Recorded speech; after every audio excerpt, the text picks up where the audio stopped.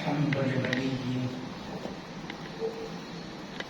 والصلاة والسلام على النبي الأمي الكريم الرؤوف الرحيم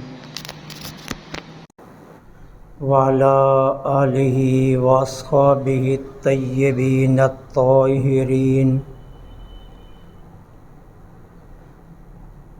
أما بعد فأعوذ بالله من الشيطان الرجيم بسم الله الرحمن الرحيم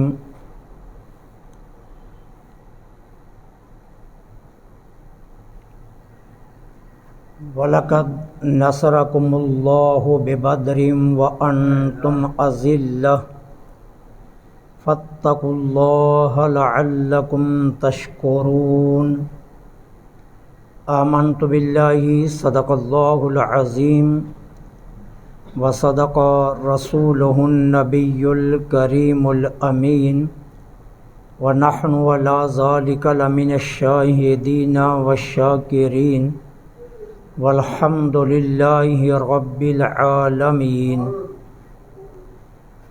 مولا يصلي وسلم دائما أبدا على حبيبك خير الخلق كلهم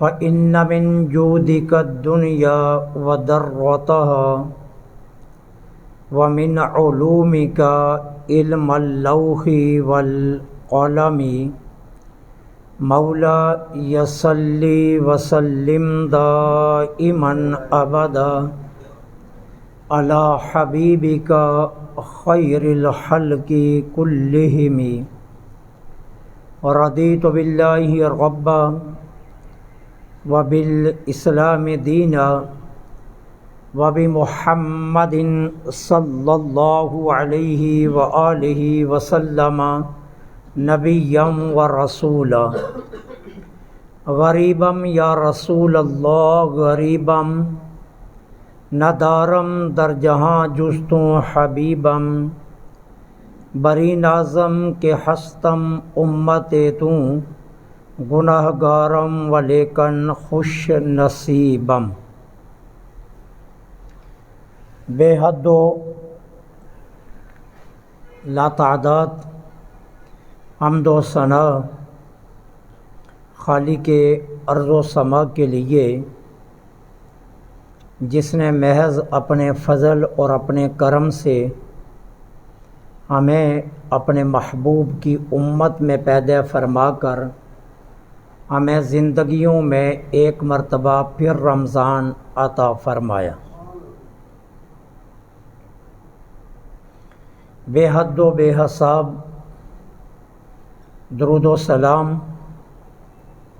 آمینہ کے لال حضرت عبداللہ کے لخت جگر سردار مکہ تاجدار مدینہ شاہ عرب و عجم امام الانبیاء خاتم المرسلین شب اسرا کے دولہ روز جزا امت کے شفیع بے کسوں کے کس بے نواؤں کے نوا غریبوں کے ماوا و ملجا یتیموں کے آسرا میرے اور آپ کے آقا ہمارے ایمان کے محور و مرکز شاہ خوباں حسینوں کے تتیمہ نبی رحمت جان دو عالم جناب احمد مجتبیٰ محمد مصطفیٰ صلی اللہ علیہ وآلہ وسلم کی ذات پر درود و سلام کہ جن کے تصدق میں اللہ جل سبحانہ و تعالی نے ان گنت نعمتوں سے ہمیں مالا مال فرمایا۔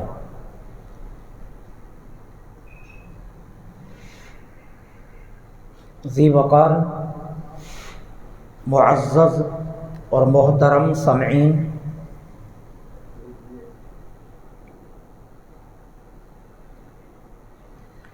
نبی رحمت جان دو عالم میرے اور آپ کے آقا صلی اللہ علیہ وسلم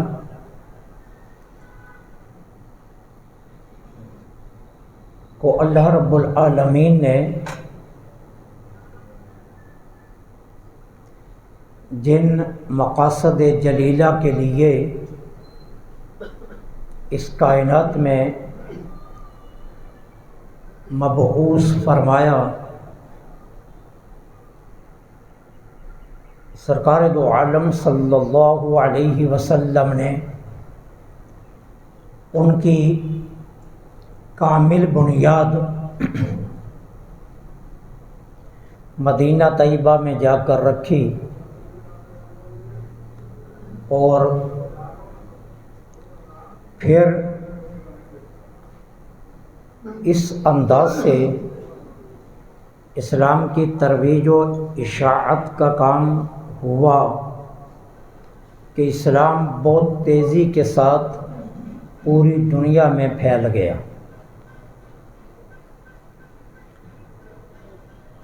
مکی حیات طیبہ کے جو 13 برس اعلان نبوت کے بعد گزرے، وہ مسلمانوں کے لیے انتہائی کربناک دور تھا۔ کفار نے مظالم کی انتہا کی، ظلم و ستم کی ہر تاریخ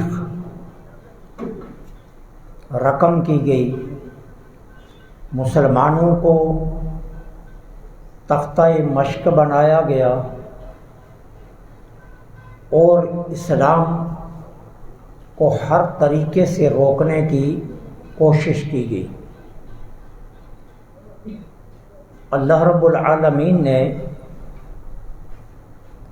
حضور کو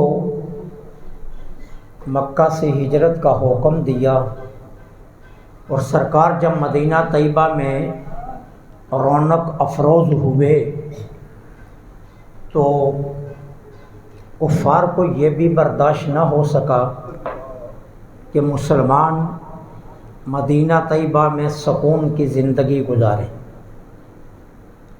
انہوں نے اس کے لیے مختلف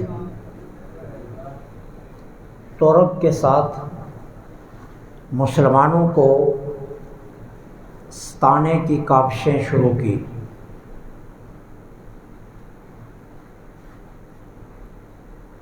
مدینہ طیبہ کی ابتدائی زندگی میں مسلمانوں کے لیے کئی مسائل تھے۔ قرب و جوار کی آبادیاں یہود و نصارہ پر مشتمل تھیں، اور یہود و نصارہ برسوں سے کفار مکہ کے حامی اور حمایتی چلے آ رہے تھے۔ جن دنوں میں میرے آقا نے ہجرت فرمائی، ان دنوں میں مکہ کی مدینہ طیبہ کی سرداری کے لیے عبداللہ بن ابی، جو منافقین کا بہت بڑا سردار تھا، اس کی تاج پوشی کی تیاریاں مکمل کی جا رہی تھی، اور سونار کے پاس اس کے لیے سونے کا تاج تیاری کے مراحل میں تھا۔ سرکار دو عالم کی آمد سے انصار مدینہ نے اس کی تاج پوشی کا معاملہ روک دیا۔ اب سرکار علیہ الصلوۃ والسلام کے سامنے 3 محاذ تھے۔ پہلا محاذ مدینہ طیبہ کے اندر سکون کے ساتھ مسلمانوں کو آباد کرنا، دوسرا محاذ اطراف مدینہ میں بسنے والے قبائل سے معاہدے کرنا، اور تیسرا محاذ یہ تھا کہ خارجہ پالیسی کو اس انداز سے مرتب کیا جائے کہ آنے والے ایام میں اسلام تیزی سے ترقی کر سکے۔ ان 3 محاذوں پر میرے آقا نے ایک ہی وقت میں کام شروع کر دیا۔ سب سے پہلے میرے آقا چھوٹے چھوٹے وفد تیار کیے اور انہیں مختلف قبائل کی طرف بھیجا، انہیں یہ باور کروانے کے لیے کہ ہم مدینہ طیبہ میں امن اور سکون کے ساتھ رہنے کے لیے آئے ہیں، ہم یہاں جنگ و جدال نہیں چاہتے، ہمارا بنیادی مقصد امن اور سکون ہے۔ لہٰذا اس ضمن میں قرب و جوار کے قبائل کو یہ باور کروایا گیا کہ اگر تم مسلمانوں کے حلیف بن جاؤ تو تم سے کسی قسم کی جنگ بھی نہیں کی جائے گی، اور ساتھ ساتھ یہ ہے کہ مل کر مدینہ طیبہ کو کائنات کا ایک پرامن شہر بنائیں گے۔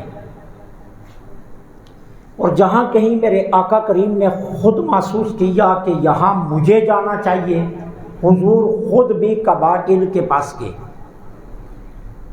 یہ ایک عظیم لیڈر کی بنیادی نشانیاں ہوتی ہیں۔ دوسری طرف کفار مکہ کو جس بات پر سب سے زیادہ گھمنڈ تھا وہ تھا مکہ کے معاشی حالات۔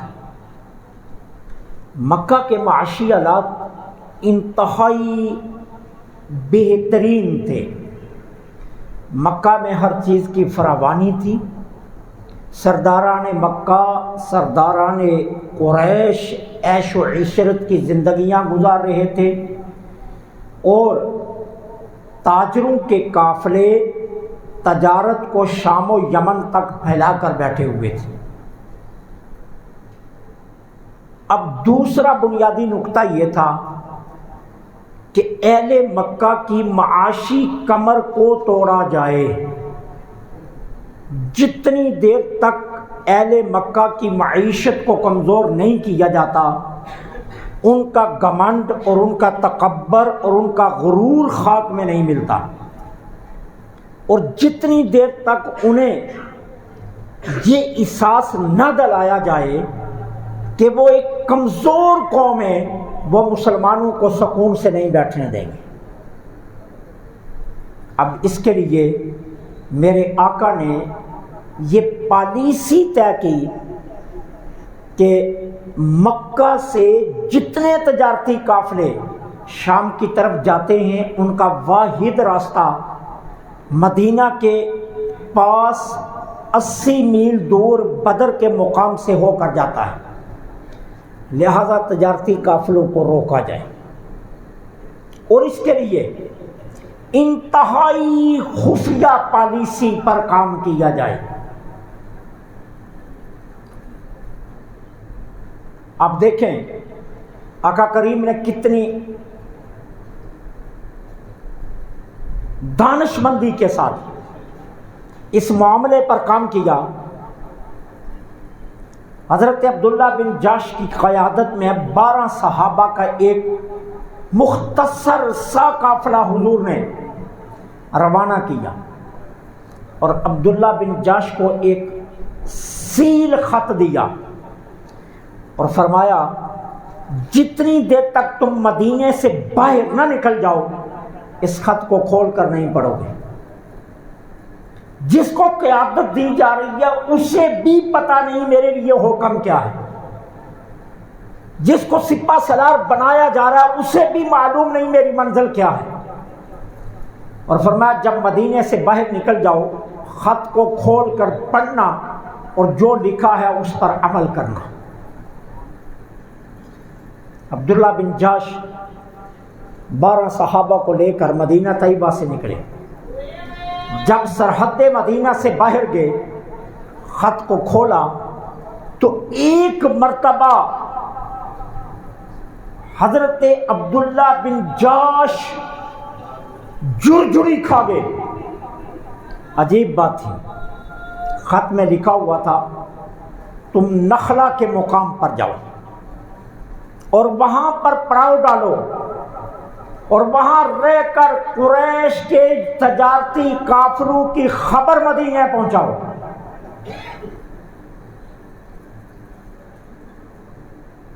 اب یہ معمولی کام نہیں تھا، آسان مرحلہ نہیں تھا۔ کیوں؟ نخلا مدینہ طیبہ سے بہت دور ہے، مکہ کے قریب ترین کا مقام ہے، طائف سے صرف 20 کلومیٹر کے فاصلے پر نخلا ہے۔ سارا مکہ دشمن ہے، ابھی ہجرت کو صرف 1 سال بھی نہیں گزرا اور ابھی مکہ میں مسلمانوں کے خلاف تیزی کے ساتھ منصوبہ بندی ہو رہی ہے۔ تو یہ تو شیر کی کچھاڑ میں ہاتھ ڈالنے والی بات ہے، لیکن جب خط پڑھا اپنے ساتھیوں کی طرف مخاطب ہوئے، کہا دیکھو تم میں سے کسی پر پابندی نہیں ہے، لیکن میں فیصلہ کر چکا ہوں میں رسول اللہ کے حکم پر عمل کروں گا، چاہے اس کے لیے مجھے اپنی جان بھی دینی پڑے، اور اپنی سواری کا رخ نخلا کی طرف کر دی۔ یہ 12 صحابہ نخلا آ گئے، پڑاؤ ڈالا۔ یہ رجب کے مہینے کی آخری تاریخ تھی۔ کفار مکہ کا تجارتی قافلہ نخلا سے گزرنے لگا، مسلمانوں کو دیکھا، ایک لمحے کے لیے ڈرے اور پھر دیکھا کہ مسلمانوں نے اپنے سر منڈوائے ہوئے ہیں، تو خیال کیا یہ تو عمرہ کی غرض سے آئے، یہ تو عمرہ کر کے آئے، لہٰذا ان سے جنگ و جدال کا کوئی خطرہ نہیں، قریب پڑاؤ ڈال دیا۔ اب یہ رجب کی آخری تاریخ تھی اور یہ اشہر حرام حرمت والے مہینوں میں رجب کا مہینہ تھا جس میں جنگ و جدال منع تھا۔ اب آپس میں چہمی گوئیاں شروع ہو گئی، اس کافرے پر حملہ کرنا چاہیے یا نہیں کرنا چاہیے۔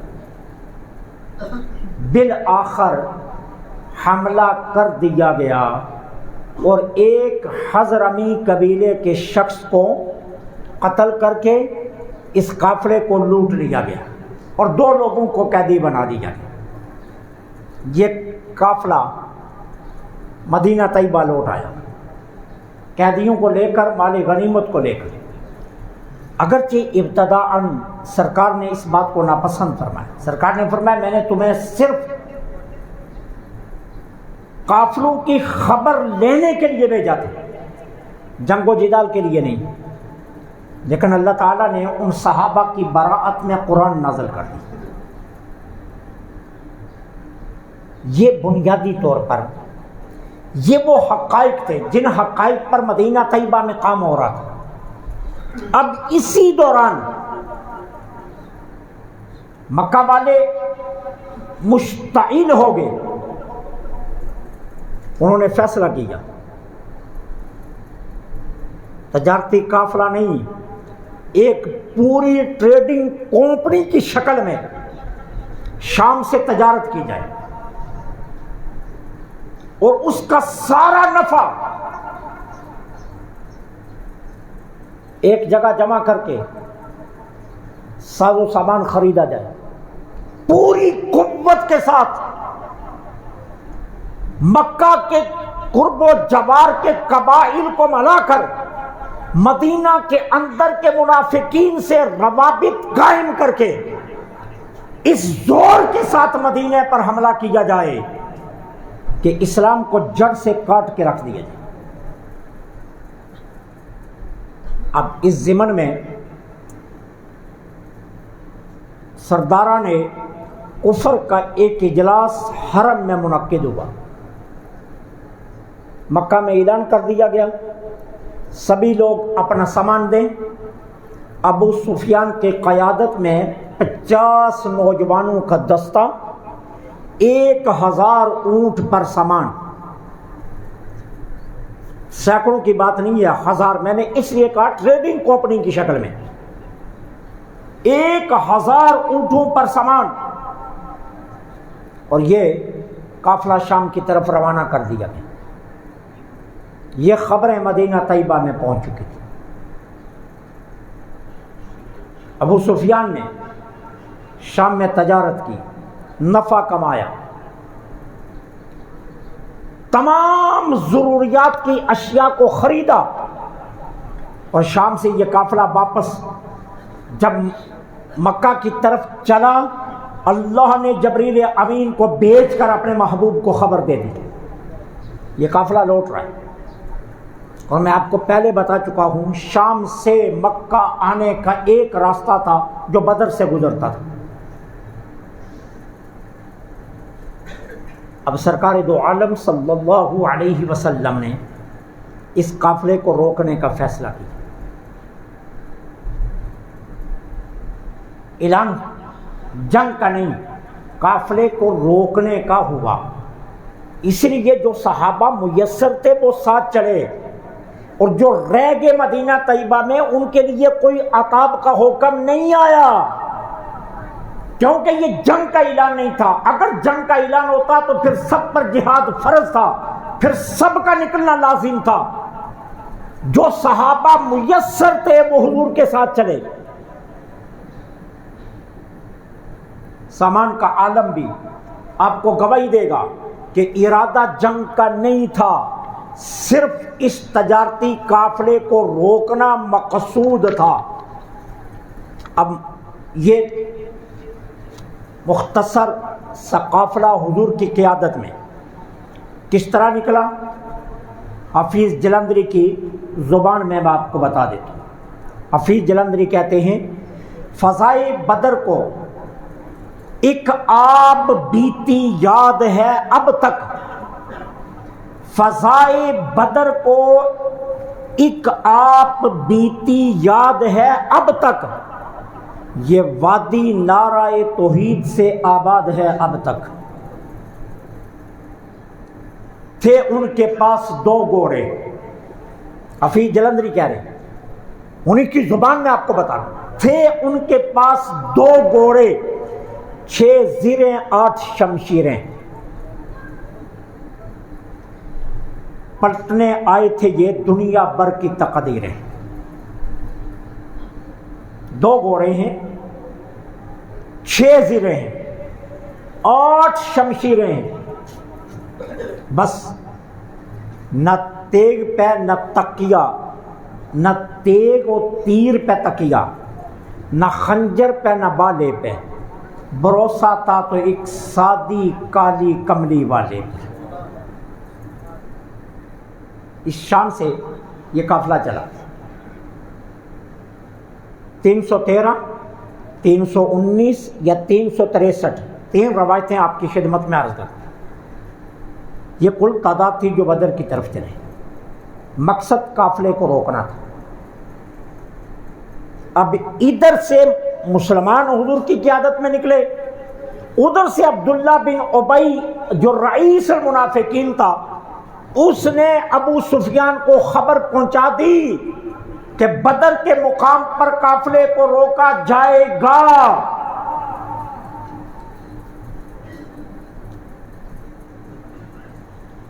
اس نے اپنی پالیسی کو تبدیل کیا، قافلے کا رخ موڑا، ساحل سمندر کی طرف کیا، لیکن اس کے ساتھ اس نے ایک قاصد خط دے کر مکے کی طرف بھیج دیا۔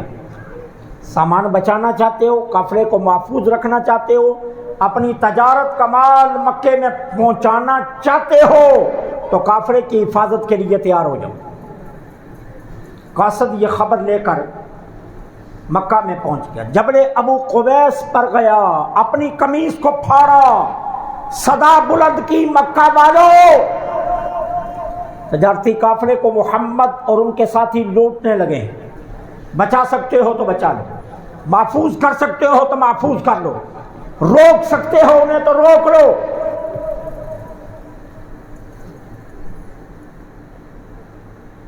خضرمی کے قتل کی وجہ سے نخلا میں جو مختصر قافلے کو جو مسلمانوں نے لوٹا تھا، مکہ والے پہلے ہی مشتعل تھے، اب اشتعال بڑھ گیا، اب قسمیں اٹھا لی گئی ہر حال میں مسلمانوں کو جڑ سے کاٹیں گے۔ لشکر تیار کیا، 1700 اونٹ، 100 تیز رفتار گھوڑا، اعلی نسل کے اونٹ، ساز و سامان، ہر طرح کا اسلحہ، اور یہ مکہ سے چل پڑے۔ ادھر سے حضور بدر تک پہنچ گئے۔ ابو سفیان قافلہ بچا کر نکل گیا، دوسرا قاصد بھیجا، مکہ والوں کی طرف ضرورت نہیں ہے، میں محفوظ آ رہا ہوں، اب تم لوٹ جاؤ۔ لیکن ابو جال ضد پر آ گیا، روز روز کے تماشے کو ختم کر دیں، اب اسلام کو سرے سے مٹا کر واپس آئیں گے، 10 دن بدر میں قیام کریں گے، جشن منائیں گے، رنڈیاں نچائیں گے، اونٹ ذبح کر کے کھائیں گے، اور تمام اطراف مدینہ کے لوگوں کی دعوتیں کریں گے، اور دنیا پر اپنی دھاک بٹھائیں گے، تاکہ دوبارہ کسی کو ہمارے تجارتی قافلوں کو روکنے کی جرأت نہ ہو سکے۔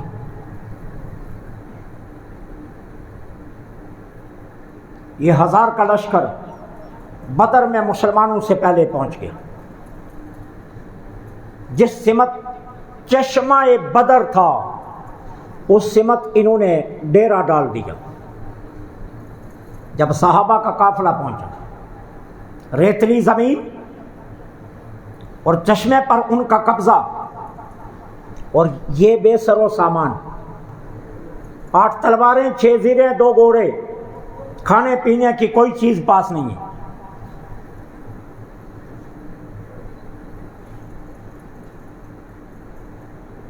پڑاؤ ڈالا، سرکار کے لیے کھجور کے پتوں کا ایک عریش تیار کیا گیا، خیمہ بنایا گیا، سرکار خیمے میں تشریف لے گئے۔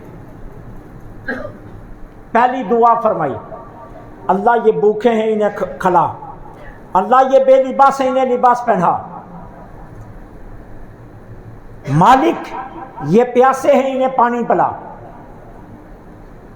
اللہ نے بارش دی، ریت بیٹھ گیا، مسلمانوں نے پانی جمع کر لیا، آسانی کی ابتدا ہو گئی، پہلی دعا کی قبولیت۔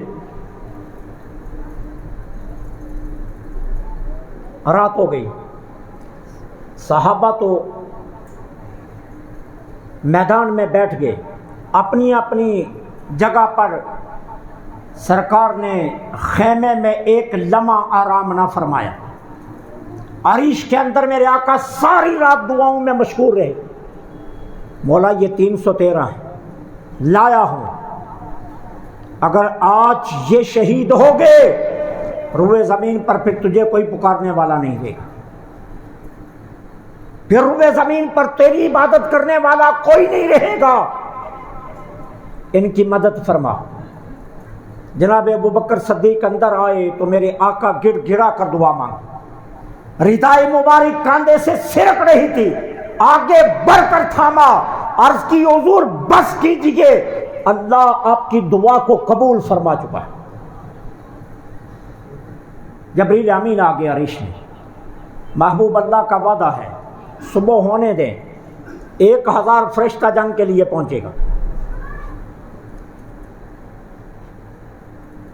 پھر دعا کے لیے ہاتھ اٹھے، مولا جو وعدے مجھ سے کیے ہیں ان وعدوں میں ایک وعدہ آج پورا کر، تو نے وعدہ کیا ہے 2 جماعتوں میں سے ایک جماعت مجھے دے گا، آج اس جماعت کا فیصلہ ہو جانا چاہیے۔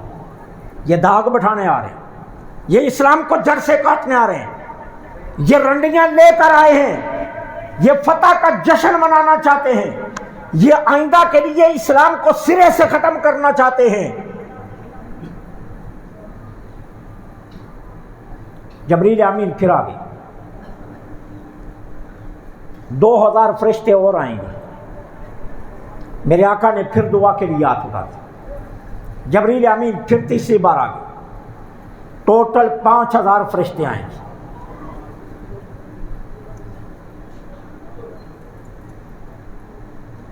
صبح ہوئی، سب بندی ہوئی، جنگ کا آغاز ہوا، مختصر ترین الفاظوں میں اللہ نے اسلام کو فتح دے دی۔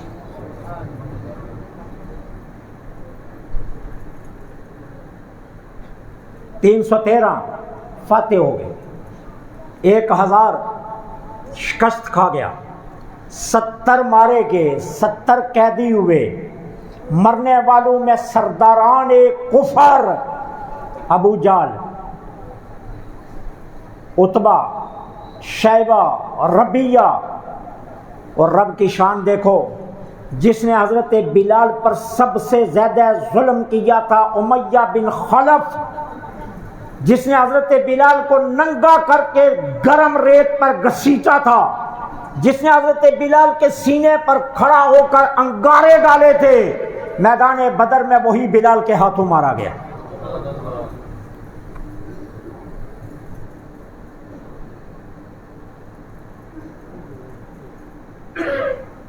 سامان چھوڑ کر بھاگ گئے، مال غنیمت مسلمانوں کے ہاتھ لگا۔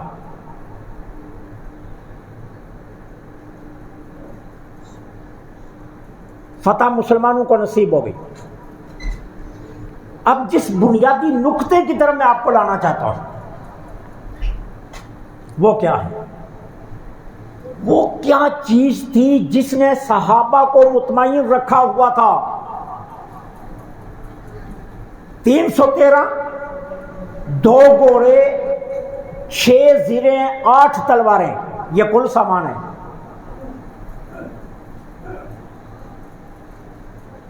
سامنے کتنے ہیں؟ 1000، سب مسلح ہیں، 700 عرب کے اعلیٰ نسل کے اونٹ ہیں ان کے پاس، 100 گھوڑا ہے، 200 کا پیادل وہ دستہ ہے جو زرہ پوش ہیں اور جن کو اپنے نشانے پر یقین ہے، لیکن اس کے باوجود شکست کھا گئی۔ وہ تھا صحابہ کا ایمان و ایقان، 2 بنیادی چیزیں، ایمان اور ایقان۔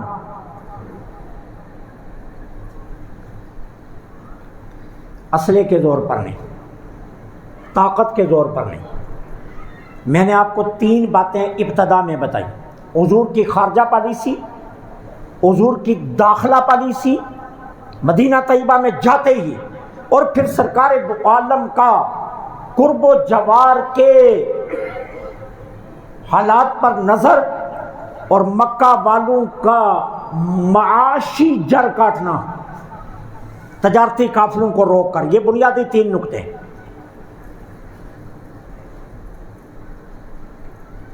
کامیابی کا راز انہی میں، ایمان اور یقین کے ساتھ مسلمان اپنی خارجہ پالیسی درست کر لیں، اپنی داخلہ پالیسی درست کر لیں، اپنی معیشت کو درست کر لیں۔ کسی کی جرأت ہے فلسطین میں ظلم کر جائے، کسی کی جرأت ہے کشمیر میں ظلم کر جائے۔ آج ہم 3 بنیادی وجہ سے مار کھا رہے ہیں۔ ہماری خارجہ پالیسی ناکام ہے، ہماری داخلہ پالیسی ناکام ہے، ہماری معیشت ناکام ہے، ہم 1 روپے کے لیے غیروں کے محتاج ہیں۔ سرکار نے مکہ والوں کا غرور توڑنے کے لیے ان کی معیشت کو کاٹا، تجارتی قافلے روکے، تجارتی قافلوں کے راستے بند کیے، اور مکہ والوں کا غرور خاک میں مل گیا۔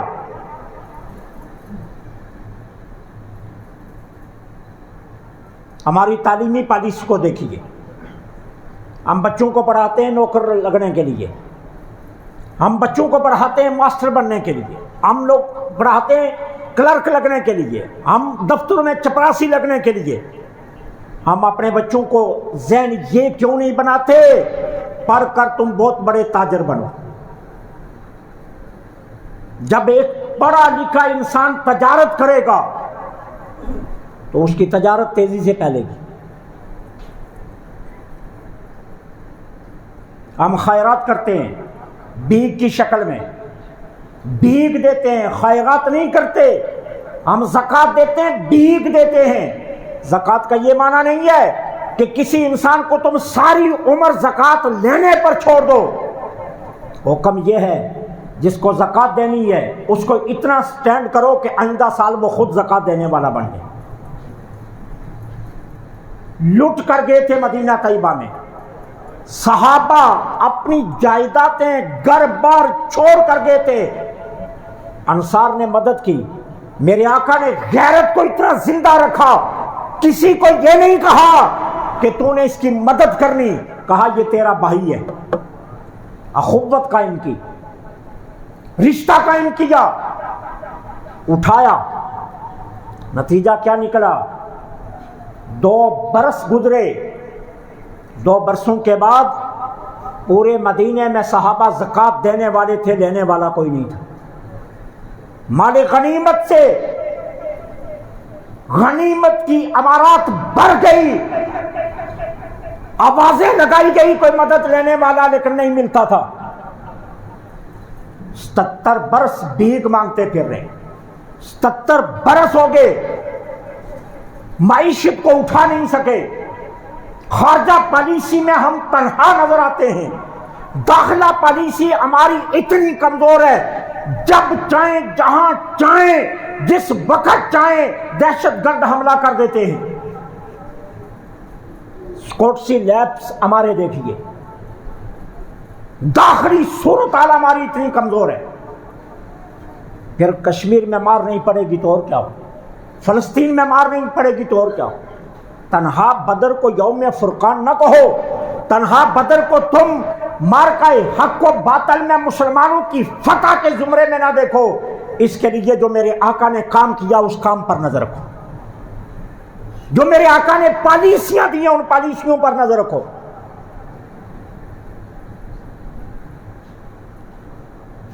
معیشت کو بہتر جتنی دیر تک ہم نہیں کریں گے، دنیا ہماری آواز نہیں سنے گی۔ خارجہ پالیسی میں جب ہم اپنی معیشت کو سٹینڈ کر کے جائیں گے تو پھر ہم جرأت کے ساتھ بات کر دیں گے۔ بھیک مانگنے والے جرأت سے بات نہیں کر سکتے، بھیک مانگنے والے مخالفت نہیں کر سکتے، بھیک مانگنے والے ویٹو نہیں کر سکتے، بھیک مانگنے والے ان کی پالیسیوں کی مخالفت نہیں کر سکتے۔